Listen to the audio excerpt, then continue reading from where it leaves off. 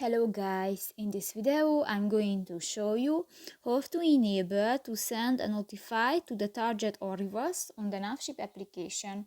But first of all, I just want to mention, please don't forget to subscribe to our channel because at 100,000 subscribers we are going to show you our YouTube revenue statistics and growth strategy, how to make money online. So let's jump into it.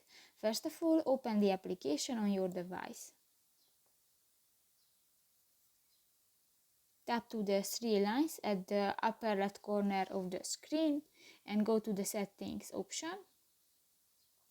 Scroll down and in the route section you can find the last option, the notify at target or rival, finish route and show info when arrived at destination. And if you want to enable, just click to the next white circle. And if the circle is blue, this function is enabled. So that's pretty much it for this video, guys. See you in the next one. Bye bye.